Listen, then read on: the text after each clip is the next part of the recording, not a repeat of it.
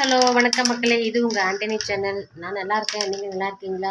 நீங்கள் நல்லா இருப்பீங்க நான் நம்புகிறேன். இன்றைக்கி சண்டே இல்லையா? ஸோ எங்கள் வீட்டில் இன்றைக்கி என்ன சமையல் பார்த்தீங்கன்னா, சிக்கன் குழம்பு தான் வைக்க போகிறேன். ரொம்ப நாளாச்சு சிக்கன் குழம்பு வச்சு. ஸோ எனக்கு சமைக்கலாம் அதிகமாக தெரியாதுங்க. இருந்தாலும் பரவாயில்ல, இது உங்களோட ஷேர் பண்ணிக்கிறேன். எப்படி வைக்கிறேன்னு மட்டும் பாருங்கள். வழக்கம் போல் அடுப்பை பற்ற வச்சு கடாயை மேலே வச்சுருங்க. எங்கள் வீட்டில் வந்துட்டு இதுதான் பாத்திரம், குழம்பு வைக்கிற பாத்திரம் கழுவி வச்சுருக்கேன். ஓகே, இது சூடானோடனே கொஞ்சம் எண்ணெய் விட்டுக்கலாம். சூடாயிடுச்சா இல்லைன்னு இப்படி கை வச்சு பார்க்கணும். கையை உள்ளே விட்றாதீங்க, கை தீஞ்சு போயிடும்.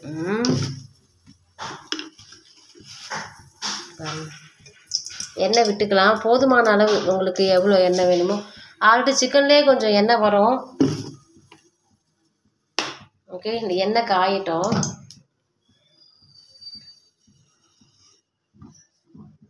எண்ணெய் காஞ்சிடுச்சு. இந்த பட்டை, லவங்கம், பெருஞ்சீரகம் அதெல்லாம் போடுவாங்க இல்லையா, அதெல்லாம் போட்டுக்கலாம். நான் வெறும் பட்டையும் அந்த கடல் பாசி மட்டும்தான் போட்டிருக்கேன். ஏன்னா வேறு எதுவும் எங்கள் வீட்டில் ஸ்டாக் இல்லை. ஸோ இப்போ இதில் பார்த்தீங்கன்னா பச்சை மிளகாய், வெங்காயம் அரைஞ்சி வச்சுருக்கேன். அதையும் போட்டுக்கிறேன். நிறைய பேர் என்னோட சூப்பராகவே சமைப்பாங்க.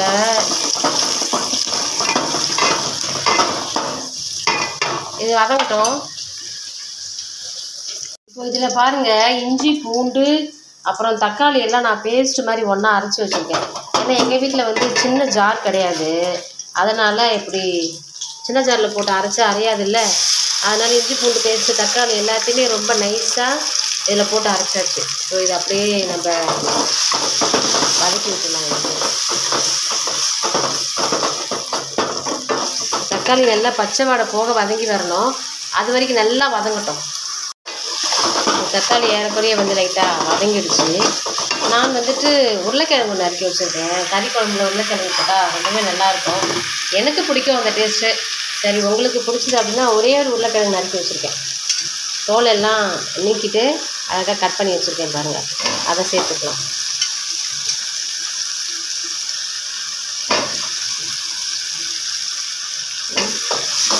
ஸோ இது கொஞ்சம் ஓரளவு இதோட சேர்ந்து நல்லா வதங்கட்டும்.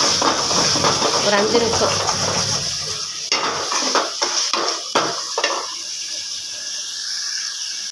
இப்போது உருளைக்கிழங்கு வதக்கிடுச்சு.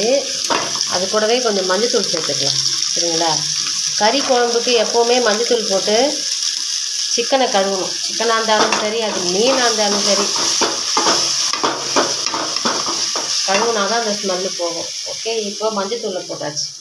அடுத்து கழுவி வச்சுருக்க அந்த சிக்கனை சேர்த்துப்போம்.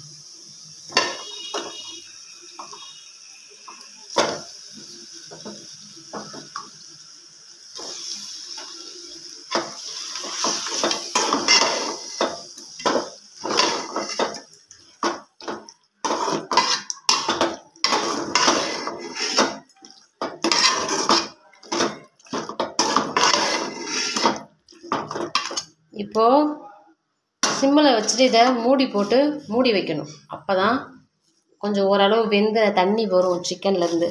அந்த டைமில் தூளை போட்டுட்டு எவ்வளோ தண்ணி வேணுமோ அதை ஆட் பண்ணிவிட்டு உப்பு சேர்த்துட்டு கொதிக்க விடலாம். இப்போ ஓரளவு வதங்கிடுச்சு சிக்கனு.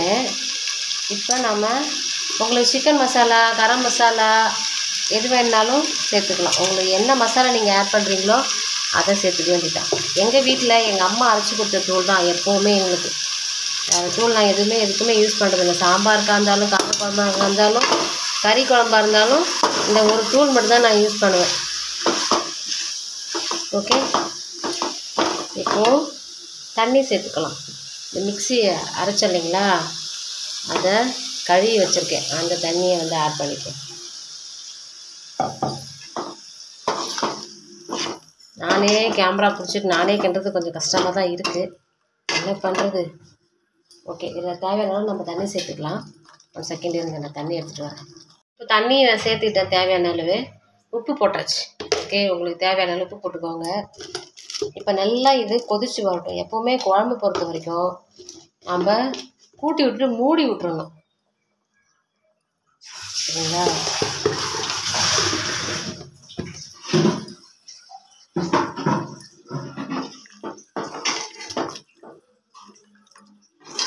நான் தேங்காய் அந்த கசகசா கொசலாம் எதுவுமே போடலைங்க. எங்கள் அம்மா கொடுத்த தூள், இஞ்சி பூண்டு பேஸ்ட்டு, வெங்காயம் தக்காளி அவ்வளோதான் சேர்த்துருக்கேன்.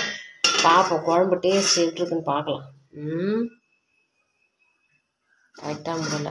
இதெல்லாம் இப்போது கழுவுறதுக்கு டிஸ்போஸ் பண்ணிக்கலாம். அரிசி ஊற வச்சுருக்கேன், கொத்தமல்லி இதெல்லாம் கழுவுறதுக்கு. அந்த இடத்த நீட்டாக க்ளீன் பண்ணிவிட்டு அடுத்துட்டு வந்து இந்த குழம்பு முடித்தோடனே ரைஸ் வச்சிடணும். பாப்பா குளிச்சுட்டு வந்தாங்கன்னா அவங்களுக்கு சாப்பிட்றதுக்கு சரியாக இருக்கும்.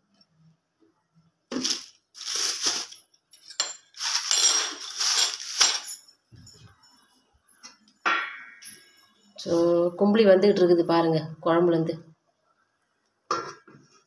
டேஸ்ட் எப்படி இருக்குன்னு அப்புறம் நான் சொல்கிறேன் உங்களுக்கு. கொதிக்கட்டும் குழம்பு. இங்கே பாருங்கள் நல்லா தலை கொதிச்சுட்ருக்கு குழம்பு. ரொம்ப தண்ணியாகவும் இருக்காது, ஏன்னா தக்காளியை நம்ம அரைச்சி ஊற்றிருக்கோம்ல அதனால். ஸோ வெந்துச்சு எல்லாமே. எங்கள் வீட்டில் சிக்கன் குழம்பு ரெடி ஆகிடுச்சி, சாப்பிட வாங்க. இது என்னது, இது ஏதோ குடல் மாதிரி இருக்குது. சரி எலும்பு கொடுக்கும், பயந்துட்டேன் நான். சுத்தமாக தான் க்ளீன் பண்ணேன், இருந்தாலும் ஒரு சந்தேகம். இப்போது அடுப்பை ஆஃப் பண்ணிட வேண்டியது தான். வீடியோ உங்களுக்கு பிடிச்சிருந்தா மறக்காமல் சப்ஸ்கிரைப் பண்ணுங்கள். அப்படியே என்னோட சேனலில் போய் கமெண்ட் பண்ணுங்கள். எல்லோரும் சாப்பிட வாங்க, சாப்பிட்லாம். இது என்னன்னு பார்த்தீங்கன்னா, அந்த தட்டை கழுவுனல்ல, அதை அப்படியே தண்ணியோடு வச்சுட்டேன். அது வந்து அப்படியே வெள்ளை வெள்ளையாக கும்பிளியாக இருக்குது. வேறு ஒன்றும் இல்லை. ஓகே பாய் நண்பர்களே, பாய் பாய்.